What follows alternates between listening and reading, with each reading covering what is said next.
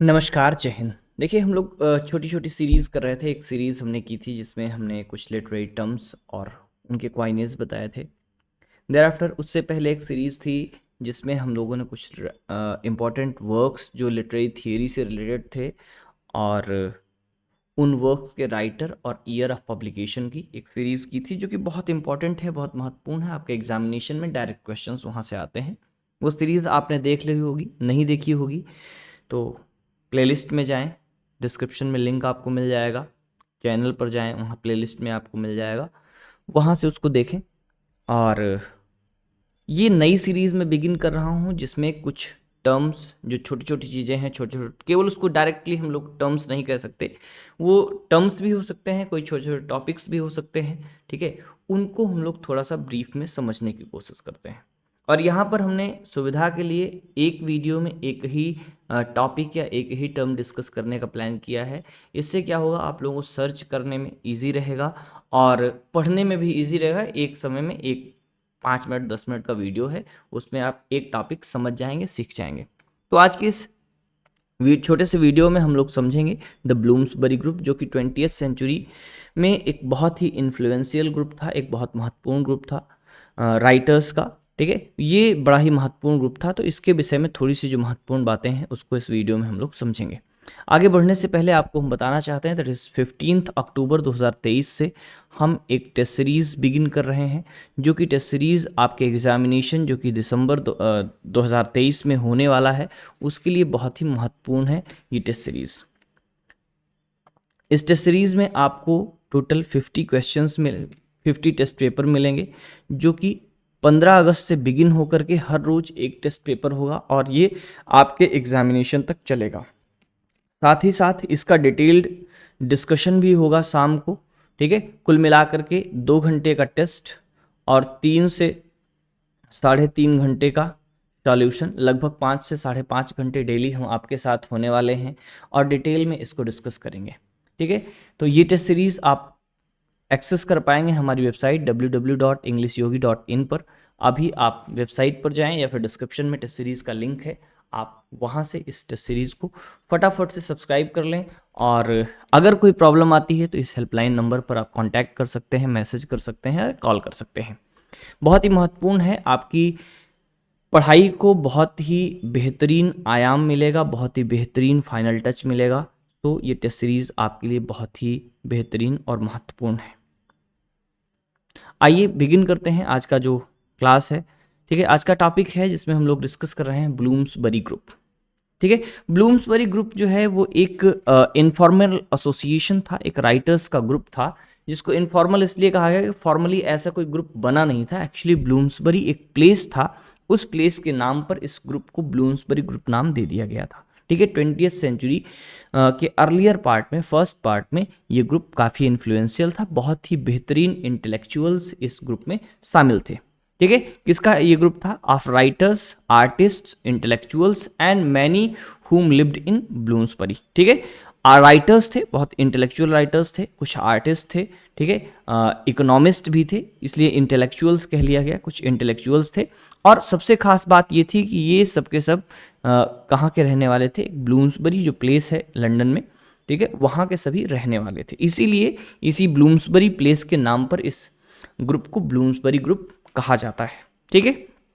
तो ये सबसे बड़ा पॉइंट हो गया कि ब्लूम्सबरी ग्रुप इसको कहते क्यों हैं, क्यों इसका नाम ब्लूम्सबरी ग्रुप पड़ा हुआ है, ठीक है। अगली बात है that is this group of friends began to meet around 1905, 1905 के आसपास में इनका जो एक फॉर्मल इनफॉर्मल ग्रुप था, वो इसके जो मेंबर्स थे वो सारे के सारे फ्रेंड्स थे, ठीक है। वो आपस में मिलना स्टार्ट किया, कन्वर्सेशन स्टार्ट किया, और उनके कन्वर्सेशंस इस पर होते थे आर्ट्स, ठीक है, and issues in philosophy, philosophy और आर्ट्स से रिलेटेड जो इश्यूज होते थे उन पर ये डिस्कशन किया करते थे, ठीक है। मेंबर्स की बात करें, कौन कौन से मेंबर्स थे, तो फाउंडिंग मेंबर्स में सबसे इंपॉर्टेंट है वर्जीनिया वुल्फ, ठीक है।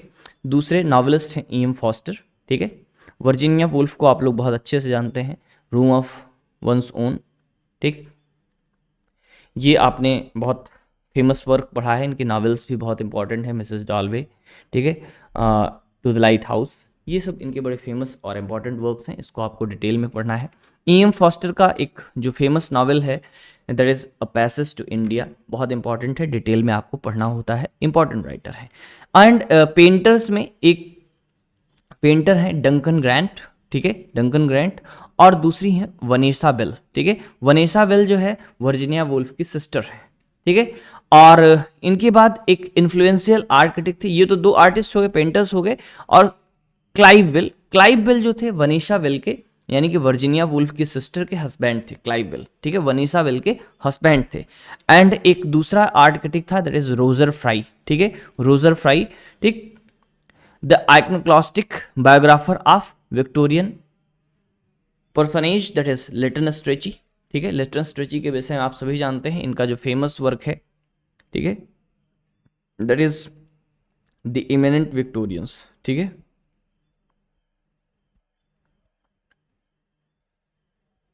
एमिनेंट विक्टोरियंस बहुत फेमस वर्क है, ये पूछा जाता है, इसमें वो 4 कैरेक्टर्स कौन कौन से हैं और किस सीक्वेंस में आते हैं, ये आपको देखना है, बहुत इंपॉर्टेंट वर्क है, ठीक है। किसका? लिटन स्ट्रेची का, ये आपके एग्जामिनेशन में खूब इंपॉर्टेंट है, ये इसमें जितने लोग हैं। एंड फाइनली जो एक इकोनॉमिस्ट इस ग्रुप में है that is JM Keynes, George Maynard Keynes, ठीक है। क्वेश्चन एक बार पूछा गया था कि who of the following was an economist as a member of Bloomsbury group, ठीक है। 4 नाम दिए गए थे, 4 के चारों इकोनॉमिस्ट थे, उनमें से पूछा गया था कौन से ब्लूम्सबरी ग्रुप के मेंबर हैं।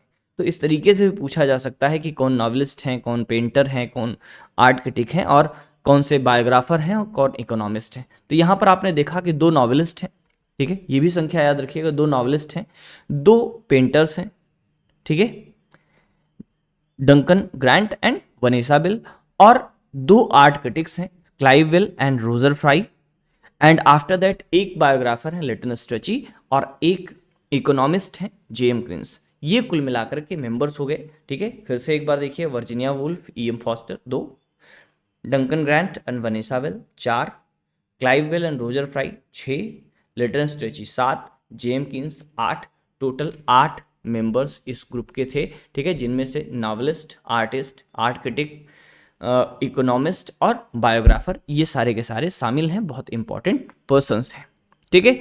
आगे इसमें एक खास बात थी कि इसमें इनके जो एक साथ ग्रुप में होने के रीजंस थे, उनमें एक तो सबसे बड़ा रीजन ये था कि दे हैव कॉमन इंटरेस्ट्स, ठीक है, उनके जो इंटरेस्ट थे, व्यू पॉइंट्स थे, वो कॉमन थे, पहला रीजन था, ठीक है। लेकिन ये अकेला रीजन नहीं था कि इनका कॉमन इंटरेस्ट और कॉमन व्यू पॉइंट था, एक और रीजन था, because they were involved in complicated erotic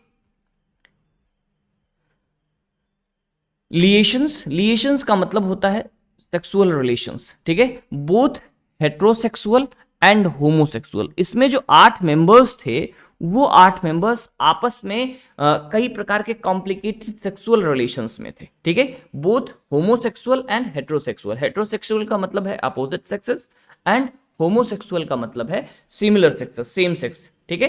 तो सेम सेक्स के हों, यानी कि बॉयज बॉयज, गर्ल्स गर्ल्स, या फिर गर्ल्स बॉयज, ठीक है, इस तरीके के कपल्स में उनके बीच एक जो है कॉम्प्लिकेटेड एरोटिक रिलेशन था। कॉम्प्लिकेटेड का मतलब होता है बहुत जटिल, एरोटिक का मतलब है रिलेटेड टू सेक्सेस, ठीक है, एंड रिलेशंस मींस जो संबंध थे, इनके बीच बहुत जो कॉम्प्लिकेटेड रिलेशन थे, इसकी वजह से भी इनका एक साथ होना इंपॉर्टेंट था। ब्लूम्सबरी ग्रुप जो है, ठीक है, हैड एन इंपॉर्टेंट इन्फ्लुएंस, इनका एक बड़ा इंपॉर्टेंट इन्फ्लुएंस था किस पर?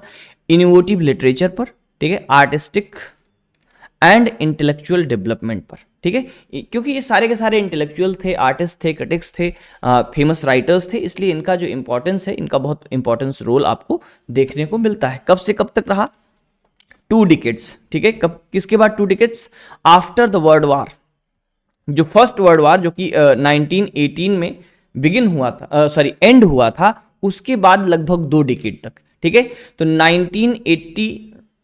1918 में ये एंड हुआ, 1918 के बाद 2 डिकेड, मतलब आपको 1918 से 20 साल इसमें जोड़ देंगे डिकेड, तो ये हो जाएगा 1938। तो कुछ 1938-40 तक इनका जो है बहुत खासा इन्फ्लुएंस देखने को मिलता है। इसमें एक मेमोयर बड़ा फेमस है, जो मेमोयर लिखा गया था क्लाइव बेल एंड वनेसा के बेटे के द्वारा, ठीक है, जिसका नाम था क्विंटन बेल। ठीक है, क्विंटन बेल ने लिखा था और उसका नाम था ब्लूम्सबरी रिकॉर्ड। ठीक है, इंपॉर्टेंट वर्क है ब्लूम्सबरी रिकॉर्ड। एक ये मेमोयर है, 1997 में पब्लिश किया गया था। ये क्लाइवेल और वनेसा के सन थे। ठीक है, इन्होंने पब्लिश किया था। ये एक इंपॉर्टेंट इन्फ्लुएंशियल वर्क है। तो इन सब का बड़ा इंपॉर्टेंट महत्व है। इसमें मेंबर्स कौन कौन से थे, इनका टाइमिंग क्या था, किस तरीके के रिलेशन में थे, ठीक है, और कौन सा मेंबर किस प्रोफेशन से रिलेटेड था, ये सारे बहुत ही महत्वपूर्ण क्वेश्चंस आपके एग्जामिनेशन में बनते हैं। बहुत छोटा सा टॉपिक है बट बहुत ही इंपॉर्टेंट और बहुत ही महत्वपूर्ण टॉपिक है। ठीक है, और कई तरीके से क्वेश्चंस आपके एग्जामिनेशन में पूछे जा सकते हैं, पूछे जाते रहे हैं। तो ये एक छोटा सा टॉपिक हम लोगों ने केवल और केवल 10 मिनट के छोटे से वीडियो में डिस्कस किया है। ऐसे ही छोटे वीडियोस के लिए, महत्वपूर्ण टॉपिक्स के लिए हमारे चैनल को सब्सक्राइब करिए और दूसरों के साथ शेयर करिए। तो मिलेंगे अगले टॉपिक के साथ नए वीडियो में। लेकिन एक खास इंफॉर्मेशन अगर आपको नहीं पता है, शाम के 6 बजे हर रोज एक लाइव क्लास होती है जिसमें हम आपके नेट के सिलेबस को पूरा डिस्कस कर रहे हैं, क्रम से डिस्कस कर रहे हैं। एकदम लाइव क्लास है, फ्री क्लास है, यूट्यूब पर ही होती है। तो उसको भी आप जरूर देखें। शाम के 6 बजे चलते हैं, मिलेंगे। नमस्कार, जय हिंद।